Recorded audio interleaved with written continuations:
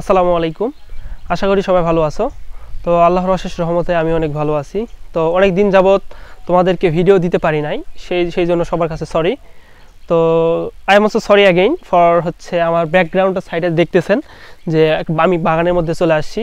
তো আসলে গ্রামের বাসা কি বলবো, মানে বাসার মধ্যে তো মানে তেমন ওই রকম সাবসিডিস নাই। হ্যাঁ, আর গ্রামের বাসা, বাইরে সাউন্ড পলিউশন, এই কারণে মানে রুমের মধ্যে ভিডিও দিতে পারি না, এই জন্য সরি। তো আজকে ভিডিওর টপিক হচ্ছে তোমাদের রেজাল্ট, এসএসসি রেজাল্ট দিবে কিছুক্ষণ পর। তো এসএসসি রেজাল্ট দেওয়ার পর তোমরা একটা বিষয় ফেস করো। সেই বিষয়টা হচ্ছে তোমাদের কারো জিপিএ 5 আসে, কারো আসে নাই, কারো কেউ ফেইল, কেউ 4 পয়েন্ট প্লাস মাইনাস কিছু কম বেশি। তো এখানে 3 ক্যাটাগরি স্টুডেন্ট দেখা যায়। ফার্স্ট ক্যাটাগরি হচ্ছে যে আমি জিপিএ 5 পাইছি কিন্তু সায়েন্স নিয়ে পড়বো। সেকেন্ড হচ্ছে আমি জিপিএ 5 পাই নাই কিন্তু আমার সায়েন্স নিয়ে পড়ার ইচ্ছা। থার্ড হচ্ছে আমি 4 পয়েন্টও পাই নাই কিন্তু আমি সায়েন্স নিয়ে পড়তে চাই। তো সবার উদ্দেশ্যে আমি একটা কথা বলি। সেই কথাটা হচ্ছে, দেখো এখন তোমার যদি প্যাশন থাকে তোমার সায়েন্সের উপরে, তুমি সায়েন্স নিয়ে পড়বা, এখন সায়েন্স তোমাকে ভালো লাগে, এখন তুমি 4 পয়েন্ট পাওয়ার জিপিএ 5 পাও, হ্যাঁ তোমার উচিত তোমাকে সায়েন্সটাকে অ্যাপ্রিসিয়েট করা। আর আরেকটা বিষয় আমি এটা সবাইকে বলবো, যে আমি এটা বলতেছি না যে তোমরা সায়েন্স নাও বা আর্টস নাও, বা মানে ইচ্ছা তোমাদের যে কোনো ইচ্ছা, আমি তোমাকে জোর করতেছি না যে সায়েন্স নিলেই মনে হয় যে সবচেয়ে ভালো হয়ে যাবে, এমনটা না। হ্যাঁ, দেখো সায়েন্স, আর্টস, কমার্স তুমি যেটাই যাও না কেন, সব জায়গাতেই পরিশ্রম আছে ভাইয়া। পরিশ্রম সব জায়গাতেই করতে হবে।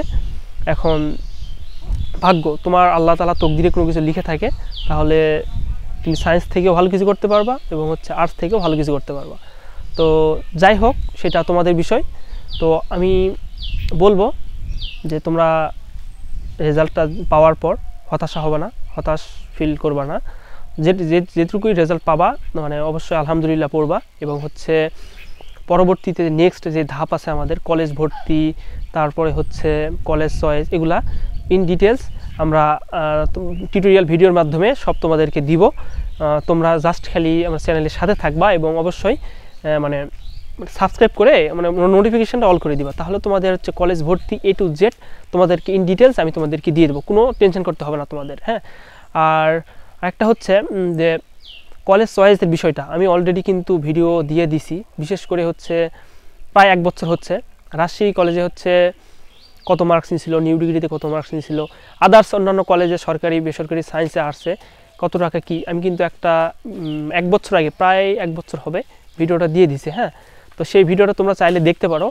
আর বিশেষ করে আমি আবার ভিডিও দিব, সমস্যা নাই, যেহেতু নতুন বছর নতুন একটা ডিমান্ড থাকে কত মার্কস নেবে। হ্যাঁ, এই মার্কসের ডিমান্ড অনুযায়ী আমি তোমাদের আরেকটা ভিডিও দিব। এই টেনশন তোমরা কখনোই করবে না, জাস্ট তোমরা ধৈর্য ধরবা, যাতে আমি আমার যে ভিডিওগুলো তোমাদের সামনে তুলে ধরতে পারি। তো তোমাদেরকে ভিডিও করার মেইন উদ্দেশ্য তোমরা রেজাল্ট পাওয়ার পর যতটুকুই রেজাল্ট পাবা এবং যেটুকুই হবে আলহামদুলিল্লাহ পড়বা। এবং অনেকে দেখা যায় আরেকটা বিষয় যে সেট কোড, অনেকে একটা টেনশন করতেছে, ভাই আমি সেট কোড লিখছি কি লিখি নাই বা ভুলে গেছি। দেখো তুমি যে সেট কোড না লিখো, হ্যাঁ আমি একটা ক্লিয়ার কথা বলে দিই, তুমি যে এমসিকিউ সেট কোড না লিখো তাহলেও তোমার রেজাল্ট আসবে। কেন রেজাল্ট আসবে, কেন আমি একটা কথা বলি, কারণ তুমি যখন ওই যে এমসিকিউ ওএমআর খাতা জমা দাও, হ্যাঁ তখন টিচার তোমাদের কি করে, টিচার কিন্তু তোমাদের চেক করে কে কে ওএমআর শিটে MCQ set code roll resistance লিখছে লেখে নাই।